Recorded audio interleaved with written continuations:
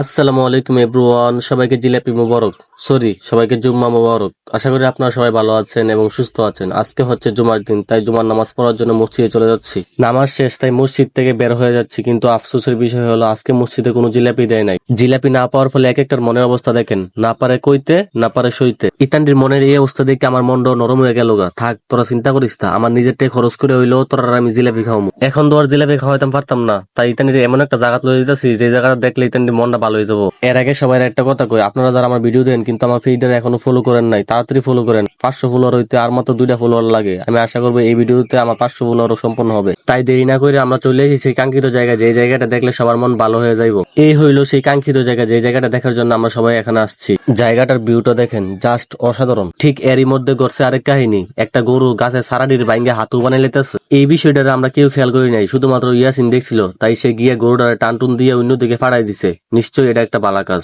ফুলাটা অনেক সহজ সরল। ফুলাটা এবার এসএসসি পরীক্ষা দিতে আছে, হয়তো বা এই ভালো কাজ ওসিলাই সে পরীক্ষা A+ পাইতেও পারে। সবাই ফুলাটার লেগে দোয়া করেন। এইবার একটু বাইরের ভিতরে যাওয়া যাক। এই ঘরটার নাম হচ্ছে জুরালি বিডা। অনুমান করা যায় 2 থেকে 300 বছর আগে এই ঘরটা নির্মাণ করা হয়েছে। আমার জীবনের এই প্রথম এই ঘরটা দেখতে পাইছি। ঘরটার চারপাশে সৌন্দর্য দেখতে ভালোই লাগে, আবার মাঝে মধ্যে খারাপও লাগে। শুনলাম এই বাড়িতে নাকি একটা বড় ধরনের সাপ থাকে। সাপ দেখলে সবাই কম বেশ ভয় পায়, আমিও ভয় পাই, সাথে আপনিও তো ভয় পান। চারপাশে যে পরিমাণ জঙ্গল, এখানে তো সাপই থাকবো, মানুষ থাকবো নাকি? তারপরে এখানে কিছুক্ষণ থাইকা ছবি টবি তুলছি। ছবি টবি তোলার পরে যাইতেছি আবার বাহিরে। যদি সাপে কামড় দেয় তাহলে তো কাহিনী খতম হয়ে যাইবো, টুকু জীবন খতম হয়ে যাইবো। শেষবারের মতো বাইরে দেখতাছি, আবার কবে না কবে তার তো কোনো শিউর নাই। আবার এদিকে সাপের ভয়। আজকে ভিডিওটা আপনার কাছে কেমন লাগছে তা অবশ্যই কমেন্ট করে জানাবেন। আজকে বিদায় নিচ্ছি, দেখা হচ্ছে পরবর্তী কোনো ভিডিওতে। সেই পর্যন্ত ভালো থাকুন, সুস্থ থাকুন, আল্লাহ হাফেজ।